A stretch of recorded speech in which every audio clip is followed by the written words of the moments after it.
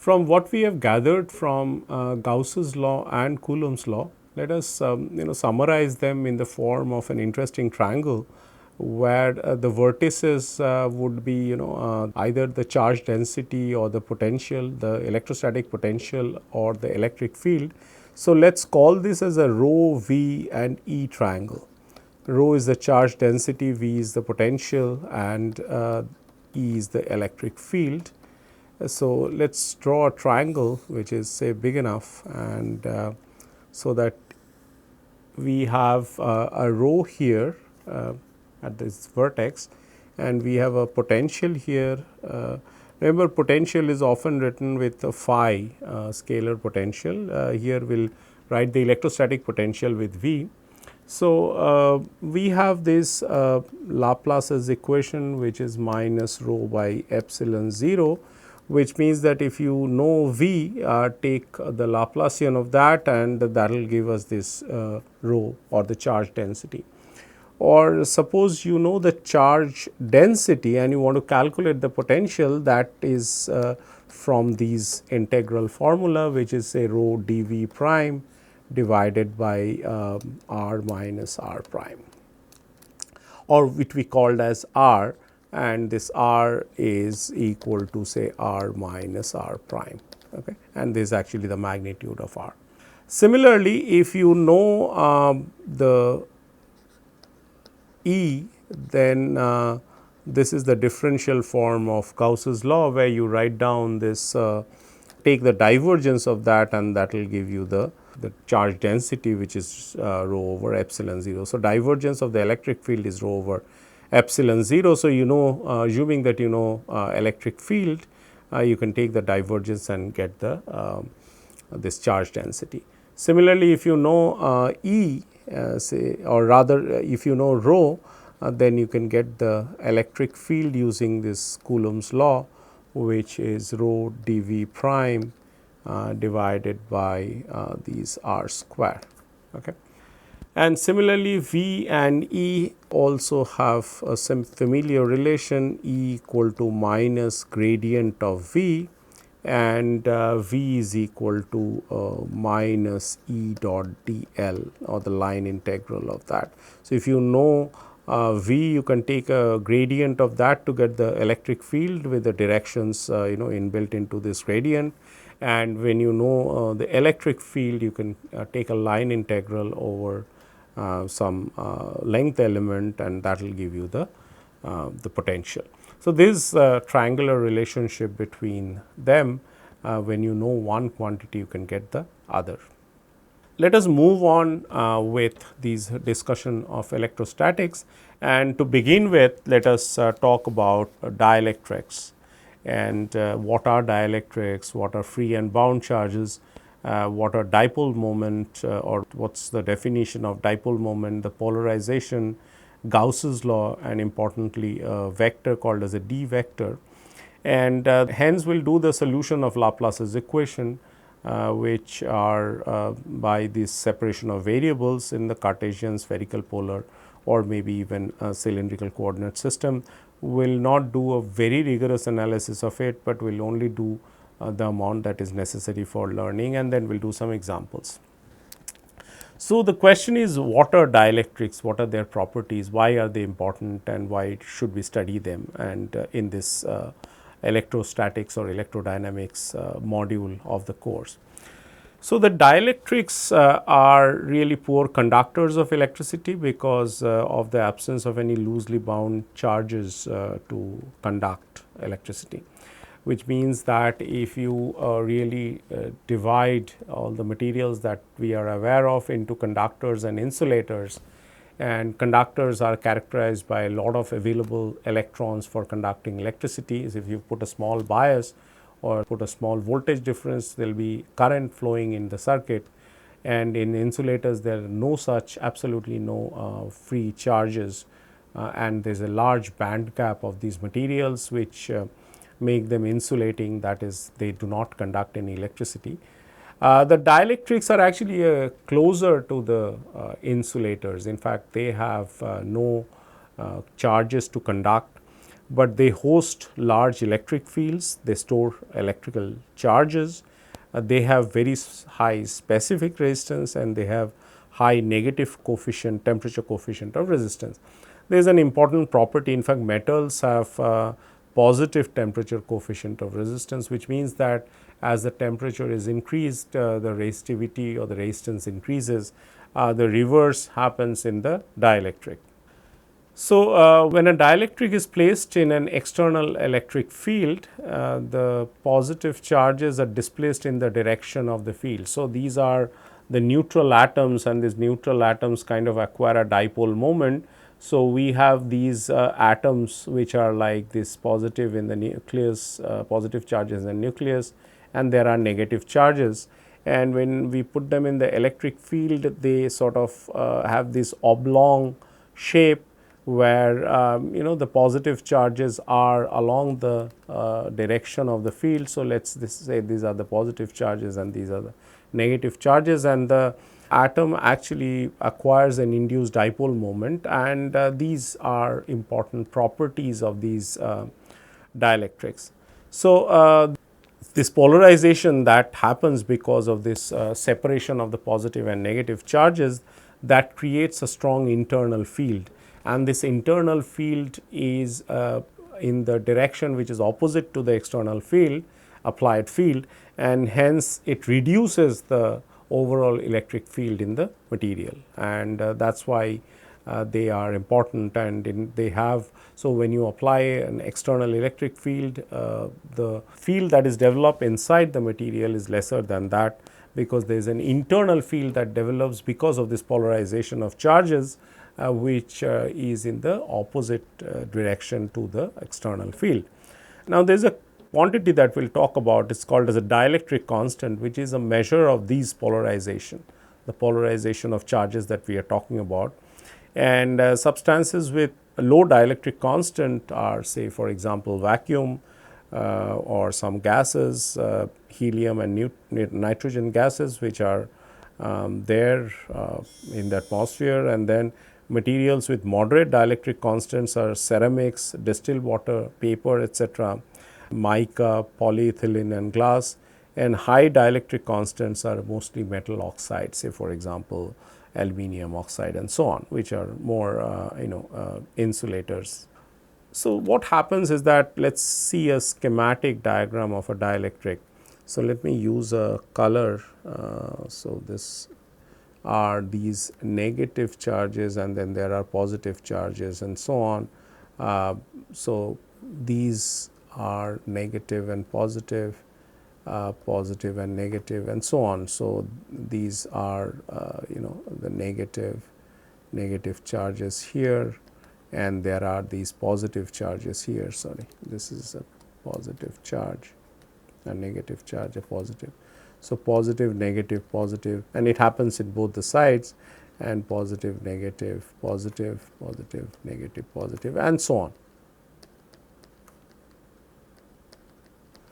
And what happens is that they cancel each other. Okay. So, these are inside the bulk of the dielectric, they cancel each other, and what we are left with only that you see are the side ones. Let us kind of put a highlighter here, and this is that region where we have some free charges or the unbound charges, and these are there on both sides of the system, which are not cancelled out.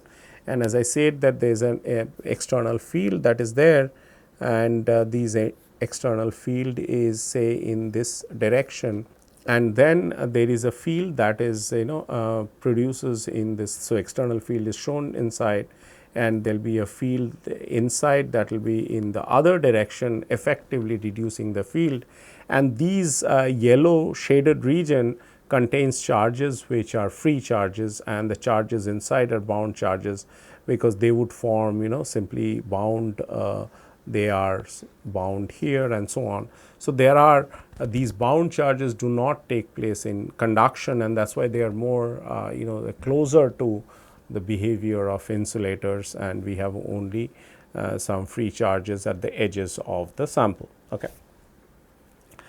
and which of course do not cancel out. So, let us take an example of so before we do that, let us sort of see the differences, main differences between dielectrics and insulators, even though we have said that they have some close resemblance, and the dielectrics can develop internal electric field. We use a color here, the internal electric field, which nullifies the external applied voltage, that the internal fields can be large enough to have these external fields cancelled. The dielectrics are easily polarized and can store charges. They contain relatively weak bonds within atoms and mainly used in capacitors, cables, transformers, resonator oscillators, and so on. Insulators do not develop an internal electric field such as the dielectrics. The insulators actively obstruct electricity, that is, they do not allow passage of electricity. They are mostly due to strong covalent bonds. However, these are the ionic bonds that are mostly present in dielectrics. So, used in high voltage line systems, the insulators and electrical appliances, all of us are aware of. The fuse that we have is is a very good insulator, and so they are they're used to prevent the users from getting electric shocks. Okay, and it's taken from this the stable is taken from this site. So, the applications, the potential applications of the dielectric materials are because of the ability to store charges. Dielectrics are most commonly used for energy storage in capacitors. High permittivity dielectric materials are often used to improve properties of semiconductors. In transformers, rheostats, shunt reactors, and earth reactors, dielectric materials act as cooling agents and also as insulators. And the dielectrics are also used in liquid crystal displays. Let us get into some more technical details of that. Let us think of an atom which we said that, so there is a positive and a negative charge. So, there is this positive charge or say the positive charge is here and the negative charge is here, and we put that in, and they are separated by a distance, just like there is a model of an atom where we have stripped off those two charges and not showing the atom itself. And there is an electric field that is is in this direction. Okay. So, this is the electric field, direction of the electric field, and this charge will have a force acting on it which is q e, and this charge will have a force acting on it which is minus q e. So, the total force cancels, but however, there is a torque, and this torque is given by basically the force into the magnitude of the distance, which is F into d. And in terms of these dipole moment, so that we denote the dipole moment of such a configuration, charge configuration, which is a plus charge and a minus charge, equal and opposite, they are separated by a distance d. So, this P is equal to q into d, and it of course takes place in a direction connecting the two charges. And for linear dielectrics, we shall assume that this polarization is proportional to the electric field that is present, and alpha is the polarization constant, and alpha is known as the polarizability. So, that tells that how a material is susceptible to these formation of a dipole in presence of an electric field. Okay. And similarly, this the torque is given by P cross E, and if for some reason there is the force that is inhomogeneous, that will create a force as well, and that is given by P dot del E. And so, this is the definition of dipole moment, and what we call as polarization, which we will encounter several times in this discussion of dielectrics. So, that is defined with a capital P vector, which is nothing but the small p, the dipole moment, divided by the volume. Okay. So, that is the definition that we use. And remember, this alpha is a polarizability. It may look like a a scalar quantity, but it is not because of this vector nature of this equation. So, you may have a px, py and pz which can be related to this ex, ey and ez, and that will demand these polarizability to be a tensor or a matrix of, there is a tensor of rank 2. So, this is where the polarizability sits here, which may have different values in different directions and may have off diagonal elements, that is px can be connected to, or they could, px can arise from all of ex, ey and ez. So, that way there will be all kinds of off diagonal elements present in this expression. Okay. So, that is the dipole moment and the polarizability. And so, what happens is that when you have dielectric material and you have put it in an external electric field, let us call this as E external, and let us call that there is a field developed inside, it is called E internal, and this is this internal field will have something to do with the there will be a polarization that is also going to be generated.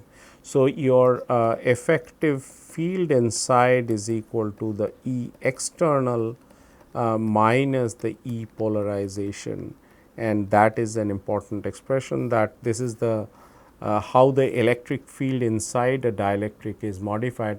And this has been told several times, that these host or they sort of have electric fields that are generated, and that is one of the prime differences of the insulators with these dielectrics. So, they host maybe strong electric fields and so on. So, if you define the ratio of this external field, the magnitude of the external field divided by the field that is generated inside, this is called as a dielectric constant. So, this is dielectric constant, and from the structure it is very clear that it is a dimensionless quantity. Okay. And it is of course greater than equal to 1, and it is in a surprising case it is only equal to 1 when the E external equal to E in, and which will only happen for vacuum. So, k equal to 1 only for vacuum, which has been always stated as the worst dielectric, or it is not a dielectric at all. Okay. So, in vacuum of course, there are no charges to polarize. So, what will create this internal field to be different than that. So, now let us now come to Gauss's law for the dielectrics, because we saw that for conductors or for other charge distribution, the Gauss's law plays an important role. So, what is Gauss's law for dielectrics?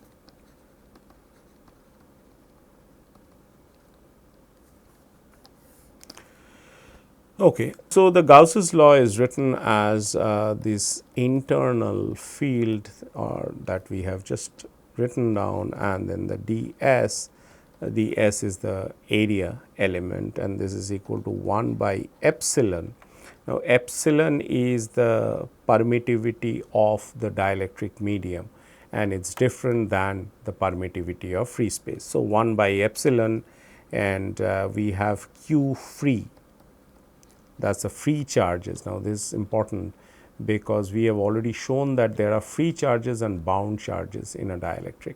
So, the Gauss's law only deals with the free charges that form at the edges, because they do not find their partners to form a neutral system. So, this is coming from the free charges, and if you wish to write the same thing in differential notation, then this is divergence E in is equal to rho free divided by epsilon. Okay.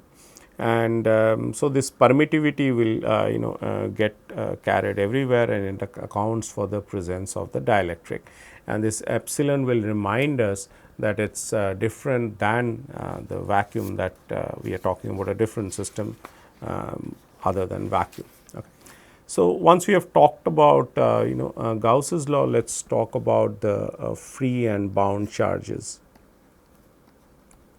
We have already introduced that there are free charges there, which goes to form the Gauss's law, but let us see that there are also free, I mean the bound charges also come in the discussion of the potential.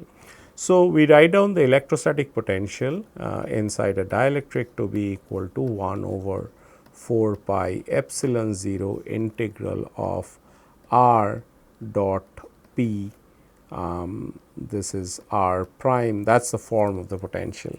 So, and this is equal to r square and d cube r prime. So, r prime is the source term which is inside the dielectric. This capital P is the polarization which we have defined, it is the dipole moment per unit volume. R is nothing but this curly r is nothing but r minus r prime, where r is the field point and r prime is the source point. This has, all of them have been talked about. And if you remember that we have written down this, that this divergence of 1 over r is equal to, it is a vector of course, which is 1 r cap by r square.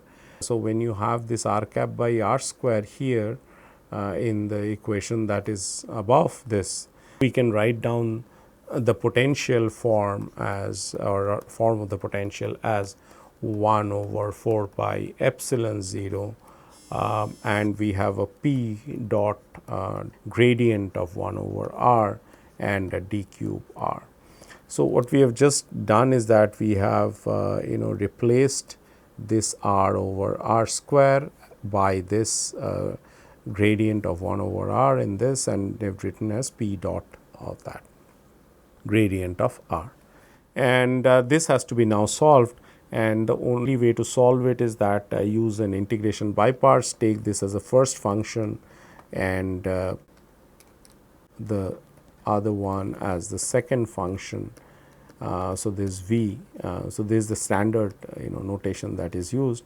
So, the first function and the second functions are given as this, and if you do a by parts integration, what you get is the following. So, your V of r, that is the potential, electrostatic potential inside a dielectric, is 1 over 4 pi epsilon 0 and integral of the divergence of P over r d cube r prime minus 1 over r. So, this comes from the second part of the integral, which is, and this is divergence of P d cube of r prime. Okay. So, that is the two terms that comes out from this integration by parts, and then this can be written as the, so one can use Gauss's law here, Gauss's divergence theorem rather, Gauss's divergence theorem, and convert this volume integral into surface integral. So, this is like 1 over 4 pi epsilon 0, and you have 1 over, so this is like P over r dot ds prime. Again, prime variables refer to the source variables where the charges are present, and this is 1 over r divergence of P and d cube r prime. So, this term is due to the the surface contribution to the potential, and this is to the volume contribution to the potential, and we will call this by a sigma b, which is the surface bound surface charge density and bound volume charge density, which are respectively written as sigma b and rho b, and where sigma b is equal to P dot n cap and rho b is equal to divergence of P with a negative sign. The negative sign is coming because you write. So, this contribution is written as 1 by 4 pi epsilon 0, then you have this sigma b dot n cap ds, n cap dot ds, and plus this volume, which is so rho b divided by r d cube r prime, and that's divergence of p. So these are the bound charge density, surface charge density, and volume charge density. So we have talked about this this volume, the bound charge and the surface charge from this this schematic figure. The bound charges are in red or black color, and this yellow shaded region contains the free charges, and enumeration of them are done respectively by the this Gauss's law, which contains the free charge densities, either volume or surface. I mean, when you talk about Gauss's law, they of course talk about the volume charge density, free volume charge density. And where do we get the bound charges? The bound charges are obtained from this potential. The potential is a combination of two terms which are like this. So this is sigma b by r. Sorry, I forgot a r here. There was a r there. So it's a sigma b by r n cap dot ds prime. So this is actually prime. It's a prime variable. So that's why it's prime. All right. So your total charge density, so rho total, which often is just written as rho, this is equal to a rho b plus a rho free. So the bound and the free charge density. Okay. So one can actually write down another vector called as a d vector, which is important in this context for a reason that I'll just tell you in a while. So rewriting this, Gauss's law is epsilon 0 divergence of E, that's equal to rho equal to rho b plus rho f, that's a bound plus the free, and rho b is minus divergence of p plus rho f, and this is equal to divergence of epsilon 0 E. Well, the epsilon 0 has to be written in some consistent form. So you can write it like this, and plus a p, because you can combine both the divergences and can write this as a rho f. So let's call this vector as some vector called d. So that's called as a displacement vector. So divergence of d equal to rho f. This is the Gauss's law for d.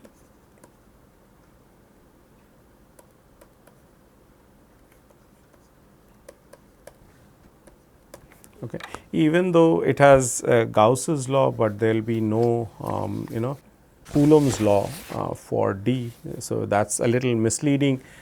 Even though it looks like that d contains the effect of both E and P, which it does, and that's why it's important, but there is no Coulomb's law. Let me first clarify the first statement that I made, that d contains both E and P. And why is that both E and P were known to us? Why did we have to introduce another vector in the context? And the reason is that take a dielectric and now talk about it is in an external electric field. So the field will polarize the dielectric, and the polarized charges or polarization charges will produce an internal field, and this internal field will in turn polarize the dielectric and will again create a polarization and so on.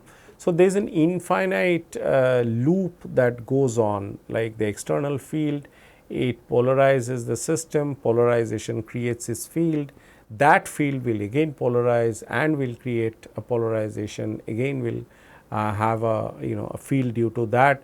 So these, to break away from this infinite sequence of electric fields that produce, one actually can talk about D, which contains both E and P.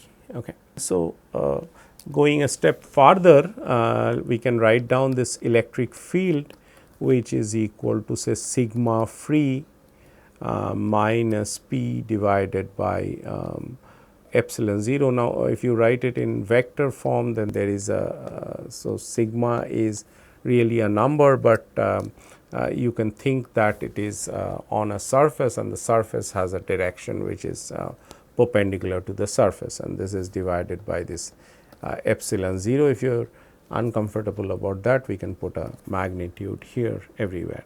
Okay. So, P is equal to this P can be written as these epsilon 0 chi E and E, and so the polarization is proportional to field, and this proportionality constant would make it a linear dielectric, and this chi E is called as the electric susceptibility.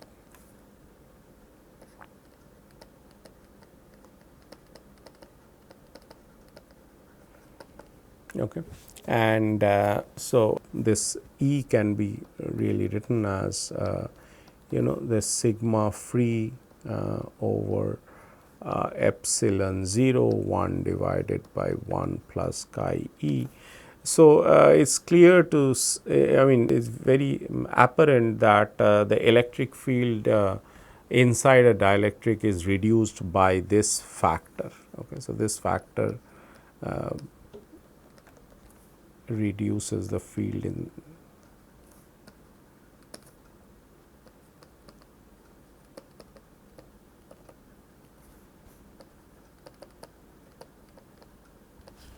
okay. So, one can also write this this epsilon r is equal to some epsilon by epsilon 0, that is also written as 1 by chi E, and one can replace this 1 over chi E by this epsilon r, which is called as a relative permittivity, and so on. So, your D has this form that it is epsilon 0 E plus P, and the P is epsilon 0 E plus this epsilon 0 chi E E, and this is equal to epsilon 0 1 plus chi E E, and so on. And so, this we can write this as epsilon E. So, D is related to E by this epsilon term, where epsilon is equal to epsilon 0 1 plus chi E.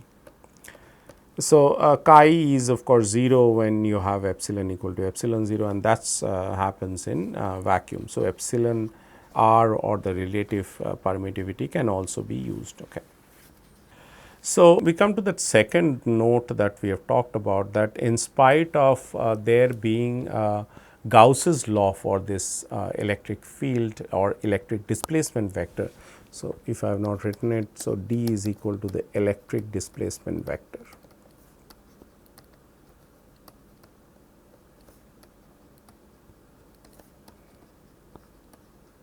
Even though Gauss's law exists, this is incorrect. That there is a 1 over 4 pi epsilon, and then there is a there is a r cap by r square, and then there is a rho free and rho free, which is a function of r prime and the d cube r prime. This is incorrect. There is no such Coulomb's law that exists for D. And so, going back to the Gauss's law, we have this divergence of D equal to rho free. Remember, if you write this equation for D, then do not bring in an epsilon in the denominator or epsilon 0. All right. So, we have this rho B, which is equal to a divergence of P, that gives you a minus divergence of epsilon 0 by epsilon chi E into D, and this is equal to a chi E divided by 1 plus chi E and rho free. So, this is how the bound charge and the free charge densities are related by this electric susceptibility. All right. So, let me now get back to the solution of Laplace's equation, and one could have actually argued that since we are talking about solution for the electrostatic potential, we have applied one trick called as the method of images. Why did we digress from there on to come and talk about this dielectrics and various properties of dielectrics? And the reason is that the solution of Laplace's equation will require us to apply it to some system, and the dielectric seems to be one nice system where this thing can be applied, or this the concepts of the solution that we get at the end of solving this Laplace's equation can be applied to a dielectric in presence of an external field, and that is the reason that we have done it. So, we go back to the solution of Laplace's equation, and this has a special name called the separation of variables.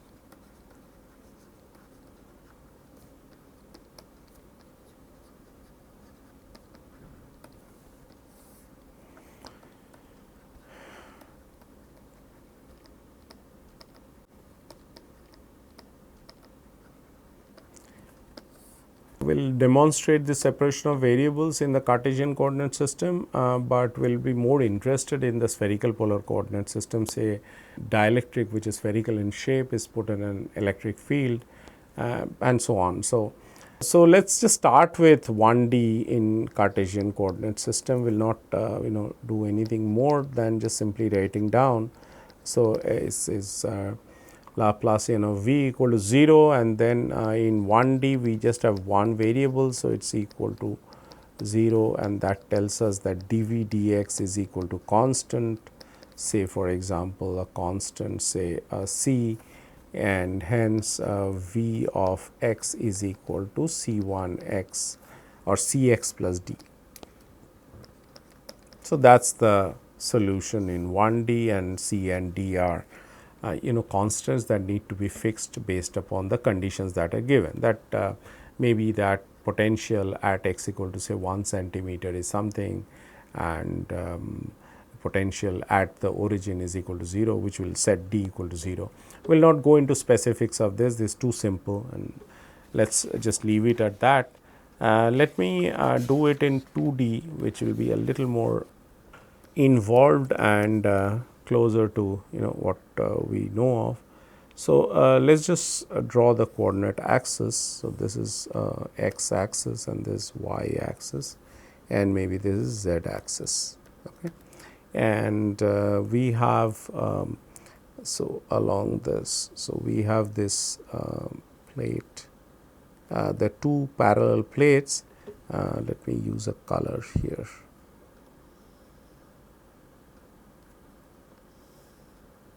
And this is that plate,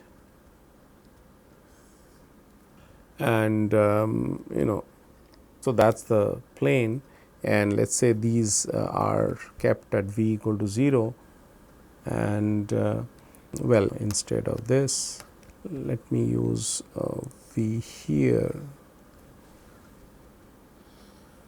Okay. So, this is at some x equal to a, and say that here the potential varies as v 0 y. Okay. It has some variation, v 0 can be constant as well.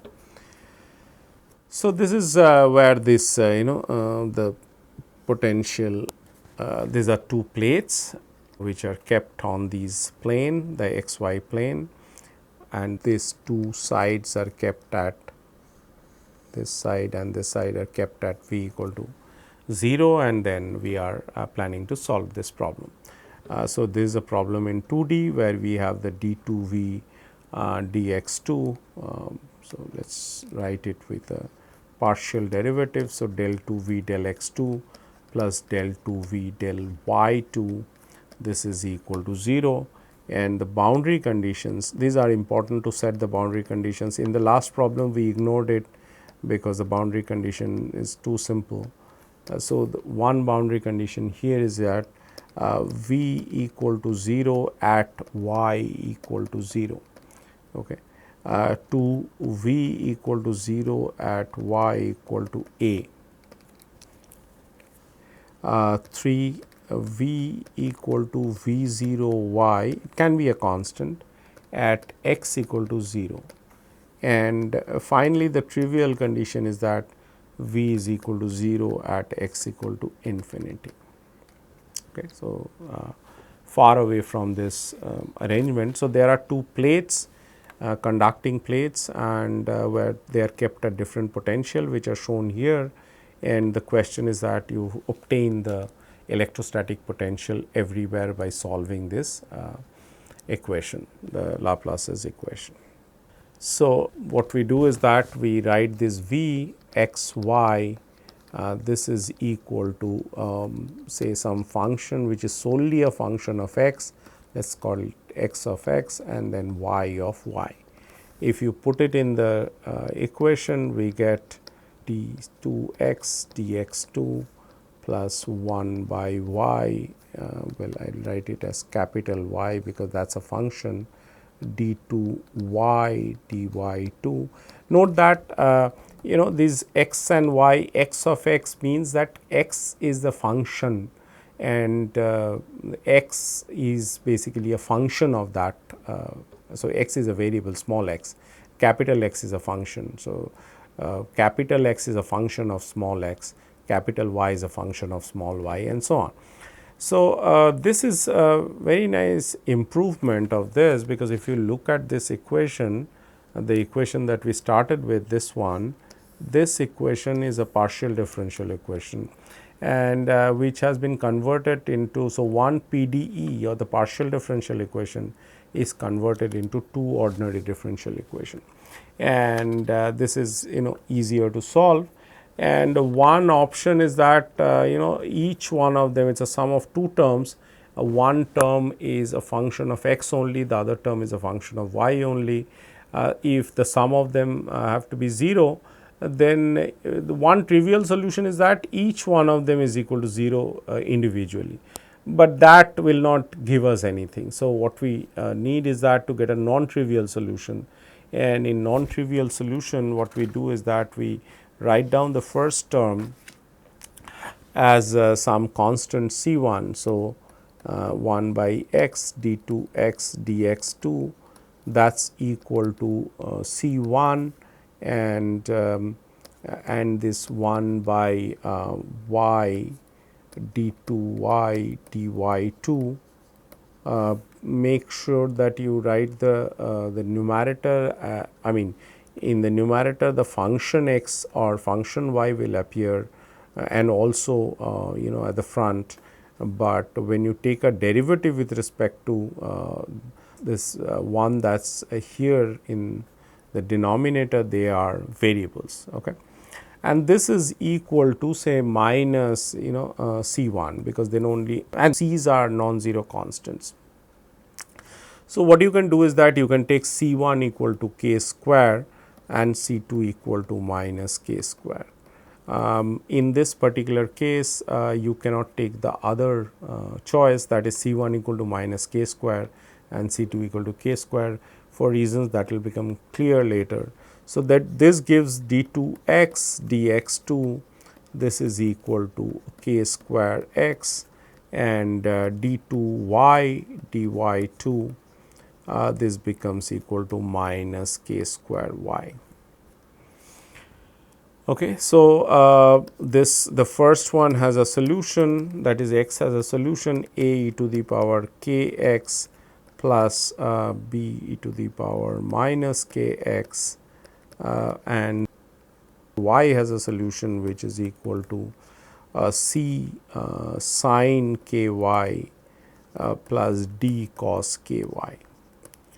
So, since the solution actually is the product of x and x, y, f, y, so my potential can be written as a product of this, which gives a e to the power k x plus b e to the power minus k x multiplied by these sine and cosine solutions, c sine k y plus d cosine k y.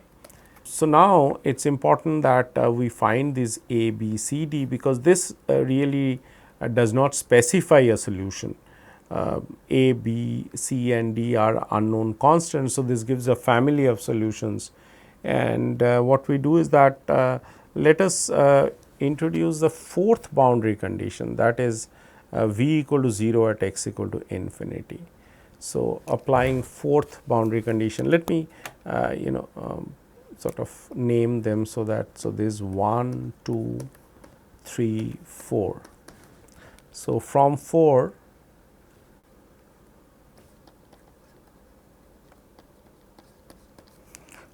we have at x equal to infinity V has to be 0, but A, the constant A does not allow that, because the constant A blows up. B is fine, because B would go to 0 at x equal to infinity. So, we have to drop this A constant. So, that tells you that A is equal to 0. So, our Vxy gets one step simplified, that is, it is B to the power minus kx C sin ky and plus D cos ky. Now, there are apparently 3 constants, but we do not need to carry 3 constants, because B multiplied by C can be one constant, B multiplied by D can be another constant, and we can simply write it as exponential kx C prime sin ky, where C prime is equal to B into C plus D prime cos ky. I mean, you can forget the primes, because there are no longer any other C and D. So, we will just remove the primes there. Now, what we do is that we apply the first boundary condition, which says that your V equal to 0 at y equal to 0, which is given problem. So, this is 0. So, the potential is actually 0 here at y equal to 0. So, that tells us that because the cosine term will not allow it to be 0 when y equal to 0. So, we drop that term, and so this term is dropped, and we have a further simplification, which is equal to C to the power minus kx sin ky. So, it has a harmonic variation along the y direction, and it has a dying variation along the x direction. Now, if you interchange x and y axis, then it will of course have a sinusoidal variation along x axis and exponentially dying solution along y axis. And this is why I said that you have taken this to be k square and minus k square. If you take this minus k square and k square, mathematically that is possible, but not relevant for this this particular example. Now, use second boundary condition, and the second boundary condition, you can go back and have a look at it. It is V equal to 0 at y equal to a. So, that is the upper plate where the potential is at 0, and this can be sort of written as or rather, if you put it, you get case to have values which are n equal to n pi over a, where n equal to 1, 2, 3 and so on. You see, we are solving a classical problem, but we get this quantization similar to the quantum mechanics that we have looked at, the Schrodinger equation, solution of Schrodinger equation. And I have told it there as well that this quantization has got nothing to do with quantum mechanics or classical mechanics. It is a purely mathematical property, where solving some boundary conditions along with their initial conditions, or solving in keeping with their boundary conditions, you get this quantization. So, finally, what we get is that we put this now from 3 we get that is V equal to V0 y. So, we get a V0 y, which is equal to a C sin n pi by a into y. Okay. So, that is of course at x equal to 0. So, we have put x equal to 0. So, that goes away and so on. So, what is my final solution? My final solution is Vxy is equal to sum over n C n e to the power minus n pi x by a sine of n pi y by a. That is the full solution, or the family of solution, and n really runs from 1 to infinity. See, n equal to 0 is not allowed, because then the solution does not exist. So, n equal to 1 to infinity, C1, C2, etc., everything is allowed, and so on. So, now the only thing that you need to find is the Cn, and you use this boundary condition that you had, that is 3, and from 3 what you do is that your V 0 y, let us call it some V 0 of y. Okay. This could be independent of y, then it will be a simple constant, else there is some y variation, because this is equal to C n sin n pi y by a. Okay. This is what we have written as well. Now, in order to calculate C n, we use a Fourier trick. So, what we do is that we multiply both sides by sin m pi y by a, where m is just like n is an index, and then integrate from y equal to 0 to a. And so, if you do that, then of course, one gets these sum over n equal to 1 to infinity. You have C n 0 to a. That is where even if we say infinity, the only thing that is of relevance to us is 0 to a. It is a sin m pi y by a. There is no x, because x has been put equal to 0, and dy. So, this is equal to 0 to a V 0 y sin m pi y by a. Now, what you do is that you use this relation, that 0 to a sin n pi y by a sin m pi y by a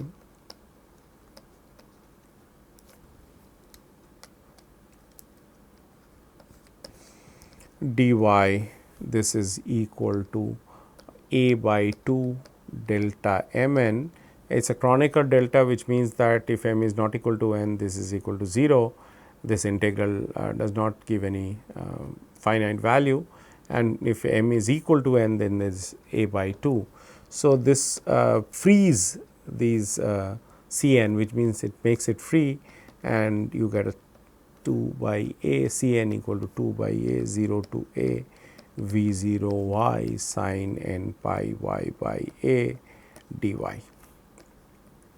And that solves the problem completely.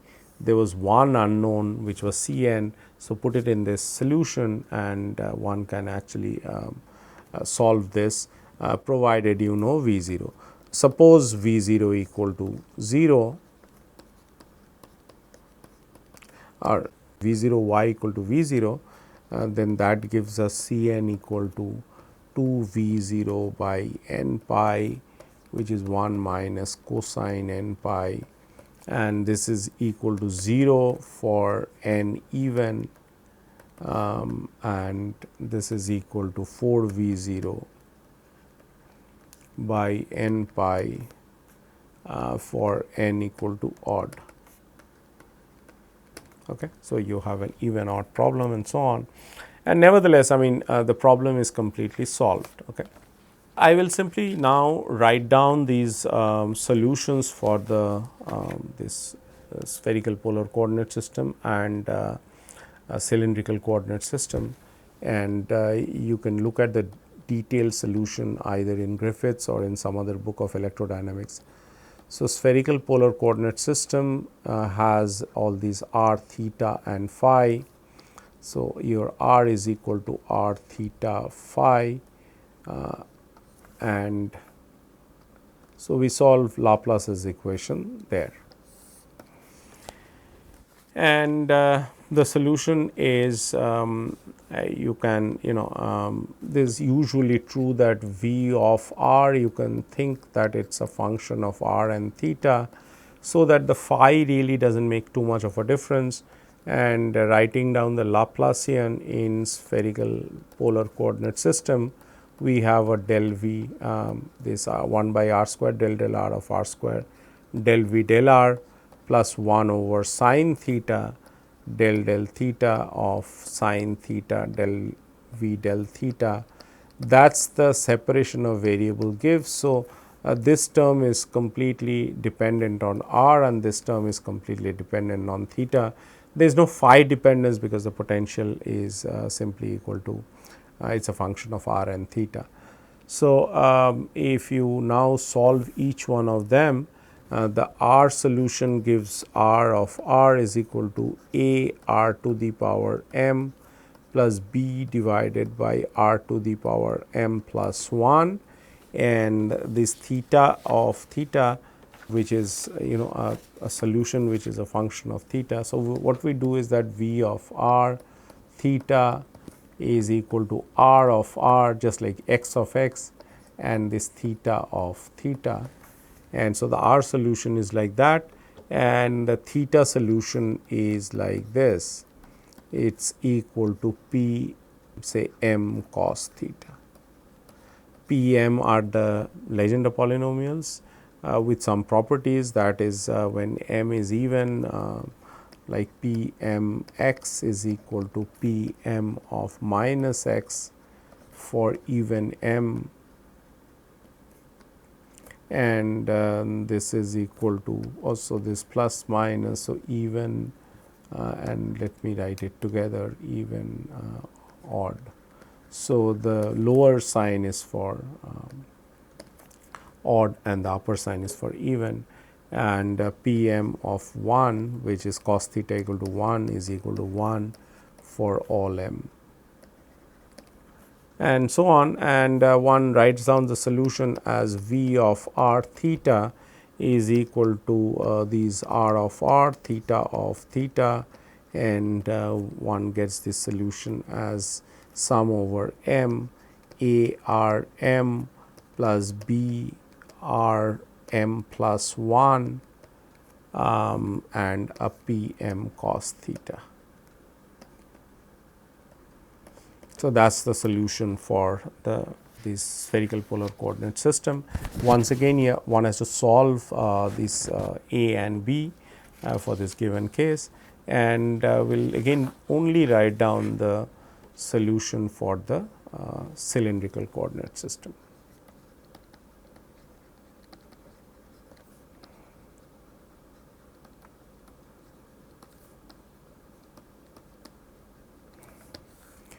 So, it is rho of phi z, and let us that v is only a function of rho and phi. So, you have or you can write it r phi z. So, this r phi, and you have a r of r and a phi of phi, and this solution is written as v r phi is equal to a 0 log r plus b 0. In fact, here m equal to 0 is allowed, and then we have sum over m not equal to 0 a m r to the power m plus b m r to the power m again, and we have c m cos m phi plus d m sin m phi, and so on. Okay. So, that is the solution for this is the r solution, and this is the phi solution, and this is the total solution that we have. Okay. So, once we have learned how to get these solutions by doing separation of variables. So, in these last two problems we have not done it explicitly, but what you can do is that you can assume a solution and put it into this r part and put that equal to 0, and take that to be some constant, and then for the theta part also you can do the same thing, and this will give rise to this solution what we have written later. It is a sum over m a r to the power m b by r to the power m plus 1 p m cos theta, and for the cylindrical we have this thing which is so there is a m equal to 0 that exists. So, there is m equal to 0 solution, and there is m not equal to 0 solution. Okay. So, there is m not equal to 0. and then one can solve it for a cylindrical geometry. So, we will stop here for today, but we will solve at least one or two problems in dielectrics using this Laplace's equation or solution of the Laplace's equation, and it is incidentally almost identical for the magnetostatic problem as well. So, instead of a dielectric, if you do a magnetic or a magnetized media in presence of an external magnetic field, the solutions etc., they look formally very same. So, once we will do it only once, and then you can generalize it for the magnetic problem as well. So, we will stop here and we will carry on some more electrodynamics next class. Thank you.